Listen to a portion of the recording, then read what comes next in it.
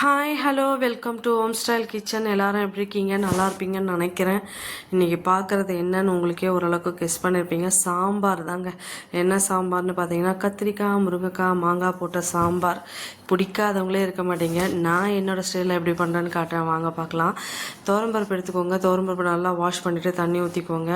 இதில் வந்து தேவையான அளவுக்கு மஞ்சள் பொடி போட்டுக்கோங்க, பெருங்காய பொடி போட்டுக்கோங்க. இன்றைக்கி அமாவாசைன்றதுனால நான் போடலை. இல்லைன்னா பூண்டு போட்டுக்கோங்க. பூண்டு நல்லா ஒரு 4 பல்லு கூட உரித்து போட்டுக்கலாம், ஒன்றும் பிரச்சனை இல்லை. போட்டுட்டு நல்லா கொஞ்சமாக ஒரு ஆயில் கொஞ்சம் விட்டிங்கன்னா பருப்பு சேர்ந்து வேகும். அதனால் கொஞ்சம் பொங்கி பொங்கி வராது. அதனால் கொஞ்சம் லைட்டாக ஆயில் போட்டுக்கோங்க. பருப்பில் போட்டுட்டு குக்கரை மூடி அடுப்பில் வச்சுருங்க. வச்சுட்டு ஒரு 4-5 விசில் வச்சோன்னா ஆஃப் பண்ணிவிடுங்க. இன்றைக்கி நான் வைக்க போகிற சாம்பார் பார்த்திங்கன்னா எல்லாருக்கும் பிடிச்ச சாம்பார் தான். பிடிக்கலன்னு யாரும் சொல்லவே முடியாது, அந்த அளவுக்கு டேஸ்ட் அதிகமாக இருக்கும். மாங்காய் சீசன் ஒன்று ஆரம்பித்தாவே எல்லாருக்கும் வந்து தோன்றது கத்திரிக்காய், முருங்கைக்காய், மாங்காய் போட்ட ஒரு சாம்பார். அது ஒரு ட்ரெடிஷ்னலாக ஒரு டிஷ் மாதிரியே ஆகிடுச்சி. எல்லார் வீட்லேயும் இருக்கும். நானும் அப்படி தாங்க. மாங்காய் சீசன் இருந்ததுன்னா எப்போல்லாம் மாங்காய் கிடைக்குதோ அப்போல்லாம் இந்த சாம்பார் வச்சு சாப்பிட்டா தான் மனசுக்கு திருப்தியாக இருக்கும். எத்தனையோ சாம்பார் சாப்பிட்டாலும் இந்த சாம்பாருக்கு பின்னாடி தான் எல்லாமே, மாங்காய் சாம்பாருக்கு பின்னாடி தான் நான் சொல்வேன். நீங்கள் என்ன சொல்லுவீங்கன்னு சொல்லி கமெண்ட்ஸில் சொல்லுங்கள். 3 கத்திரிக்காய் தான் எடுத்துக்கிட்டேன். சின்னதாக 2 துண்டு முருங்கைக்காய் எடுத்துக்கிட்டேன். போதும், நான் கொஞ்சம் தான் வைக்க போகிறேன். அதனால் 1 டம்ளர் பருப்பு எடுத்திருக்கேன். ஏன்னா பருப்பு வந்து இன்றைக்கி இலைக்காக வேணும், அதனால் கொஞ்சம் எக்ஸ்ட்ராவாக வச்சுருக்கேன். இல்லைன்னா ரொம்ப கம்மியாக தான் போட்டுப்பேன். பருப்பு கூட போதும். ஏன்னா மீந்து போயிடும் சாம்பார்லாம் ரொம்ப வச்சுட்டா, அதனால் கம்மியாக வச்சிடுறது. முருங்கைக்காய், மாங்காய் வந்து பாதி மாங்காய் தான் எடுத்துக்கிட்டேன். இந்த மாதிரி கட் பண்ணி போட்டுக்கோங்க. அதுக்கு தேவையானதெல்லாம் முதல்லையே ரெடி பண்ணிட்டு தான் நான் கிச்சனில் அடுப்புக்கிட்ட போவேன். அப்போ தான் டக்குன்னு எனக்கு வேலை முடியும். ரெடி பண்ணாமல் இந்த அடுப்பில் ஒன்று ஏற்றிட்டு வந்து இந்த மாதிரி கட் பண்ணிவிட்டு பண்ணோம்னு வச்சுக்கோங்களேன், ரொம்ப கேஸும் வேஸ்ட் ஆகும். நெக்ஸ்ட் வந்து பார்த்திங்கன்னா அந்த கரெக்டாக ஷூட் எடுக்கிறவங்களுக்குலாம் பெரிய தலைவலி. அதனால் நாங்கள்லாம் இதெல்லாம் ரெடி பண்ணிவிட்டு அதுக்கிட்ட போனால் மட்டும்தான் எங்களுக்கு செட் ஆகும். பெரிய மாங்காய், சரி பாதி மாங்காய் போட்டுப்போம், மீதி மாங்காய் எடுத்து வச்சா அந்த வெல்லம் பச்சடி வச்சு சாப்பிட்டா செம்ம டேஸ்ட்டாக இருக்கும். எனக்கு மாங்காய் வந்து துண்டு துண்டாக ரொம்ப சின்னதாக போட பிடிக்காது. ஏன்னா அது கரைஞ்சிரும் சாம்பாரில் பயங்கரமாக. அது மாதிரி இந்த ஒரு பெரிய துண்டாக போட்டிங்கன்னு வச்சுக்கோங்களேன், அப்படியே இருக்கும், லைட்டாக வெந்திருக்கும். அப்படியே எடுத்து சாப்பிட்றதுக்கு அவ்வளோ சூப்பராக இருக்கும். தக்காளியை கட் பண்ணி, வெங்காயம் கட் பண்ணிக்கோங்க, கருவேப்பிலை வச்சுக்கோங்க கூட. அவ்வளோதான். இதெல்லாம் ரெடி பண்ணிவிட்டு ஆயில் போட்டுக்கோங்க.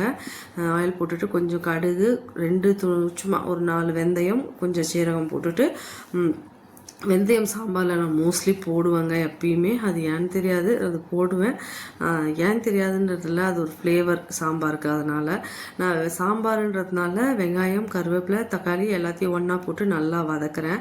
இந்த மாதிரி வதக்கிக்கோங்க. பெரிய பெரிய பீஸாக தான் வெங்காயம் போட்டிருக்கேன், ஒன்றும் பிரச்சனை இல்லை. சாம்பார் தான் வெந்துரும்ன்ட்டு கொஞ்சம் மூடி போட்டு லைட்டாக சால்ட்டு போட்டு அப்படியே வச்சிங்கன்னா சூப்பராக உள்ளே வெந்துடும். அந்த வெங்காயம் தக்காளி வதங்கி வெந்துடும். அதனால் அதுக்கப்புறம் கத்திரிக்காய் மட்டும் போட்டு கூட வதக்கினேன். முருங்கைக்காவை எண்ணெயில் போட்டு வதக்க மாட்டேன், எப்பயுமே தனியாக தான் போடுவேன். அது அப்படி தான் போடுவாங்க அம்மா, அதனால் நானும் அப்படி தான் போடுவேன். எண்ணெயில் போட்டு வதக்க மாட்டாங்க. கத்திரிக்காவை மட்டும் போட்டு கொஞ்சம் வதக்கிக்கோங்க. வதக்கிட்டு பருப்பு வேக வச்சோம் இல்லையா, அந்த பருப்பை நல்லா கரைச்சி இதில் ஊற்றிடுங்க. ஊற்றினதுக்கப்புறமா முருங்கைக்காவை போட்டுக்கோங்க. இப்போ வந்து நம்ம போட்டு பருப்புலாம் தண்ணியெல்லாம் ஊற்றுனதுக்கப்புறமா கொஞ்சம் அந்த தக்காளி வந்து நம்ம என்ன தான் வதக்கினாலும் அது வதங்குவனான்னுதுங்க இப்போ வர தக்காளி. அது ஏன்னு எனக்கு தெரியவே இல்லை. ஒரு வேளை அதுவும் ஹைப்ரிட் மாதிரி ஏதோ மாறிடுச்சின்னு தான் நினைக்கிறேன் நான். சுத்தமாக வதங்க மாட்டேங்குது. நீங்கள் எந்த குழம்புல போட்டாலும் பாருங்கள், இந்த பருப்பு நல்லா கடைஞ்சி எடுத்து ஊற்றிக்கோங்க. ஊற்றிட்டு இதில் வந்து இப்போ முருங்கைக்காவை எடுத்து போட்டுட்டு மஞ்சள் பொடி போட்டுக்கோங்க. நம்ம வீட்டில் அரைக்கிறோம் இல்லையா குழம்பு மிளகா பொடி, அது வந்து உங்களுக்கு எவ்வளோ காரம் வேணுமோ சாம்பாருக்கு பார்த்து போட்டுக்கோங்க. சாம்பாரை பொறுத்தவரையிலும் ரொம்ப காரம் தேவைப்படாது. புளிக்குழம்பு அந்த மாதிரினா ரொம்ப அதிகமாக தேவைப்படும். சாம்பாருக்கு வந்து ஒரு 2 டேபிள் ஸ்பூன் இருந்தாவே போதும். போட்டுட்டு சால்ட்டு போட்டுட்டு நல்லா கொதிக்க விடுங்க. காய்கறி அதுலேயே நல்லா வேகட்டும். கொஞ்சம் நேரம் நல்லா கொதிக்கட்டும். காய் முருங்கைக்காய் வெந்துருச்சுன்னா நம்ம வந்து புளி தண்ணி கரைச்சி கொஞ்சமாக ஊற்றிக்கோங்க. இது மாங்காய் சாம்பார்ன்றதுனால இது மாதிரி நல்லா மிக்ஸ் பண்ணி விட்டுட்டு ஒரு உரமாக எடுத்து போட்டுருங்க. அப்புறம் லைட்டாக புளி தண்ணி கொஞ்சமாக ஊற்றிட்டு, புளி தண்ணி ஊற்றின கையோடைய மாங்காவையும் எடுத்து அதில் போட்டுருங்க. போட்டுட்டு கொஞ்ச நேரம் மூடி வச்சு ஒரு கொதிச்சு மாங்காய் என்ன மேக்ஸிமம் ஒரு 5 நிமிஷம் தான் கொதிச்சிரும், வெந்துடும் அது 5 நிமிஷத்துலேயே. ரொம்ப கரையை விட்டுறக்கூடாது மாங்காவை. மாங்காவை. அதனால் இந்த மாதிரி நல்லா மிக்ஸ் பண்ணி விட்டுருங்க. மிக்ஸ் பண்ணிவிட்டு தட்டு போட்டு மூடி வச்சு இறக்குனிங்கன்னா சூப்பரான கத்திரிக்காய் முருங்கைக்காய் மாங்காய் சாம்பார் ரெடி. இது வந்து சாதத்தோடு சாப்பிட அவ்வளோ நல்லா இருக்குங்க. எனக்கு டிஃபன் எல்லாம் விட எனக்கு சாதத்தோடு தான் ரொம்ப ரொம்ப ரொம்ப பிடிக்கும். சாப்பிட்றது தெரியாமல் சாப்பிடுவோம். கடைசியாக கொதித்து முடித்தோடனே நல்லா ஒரு கைப்பிடி அளவுக்கு கொத்தமல்லியை போட்டு ஆஃப் பண்ணிட்டிங்கன்னா அப்படியே மூடி வச்சிட்டிங்கன்னா சூப்பரான கமகமகமன் சாம்பார் ரெடி. நான் என்னோடய ஸ்டைல் இப்படி தான் மாங்காய் சாம்பார் கத்திரிக்காய் முருங்கைக்காய் மாங்காய் சாம்பார் வைப்பேன். நீங்கள் எப்படி வைப்பீங்கன்னு கமெண்ட்ஸில் சொல்லுங்கள்.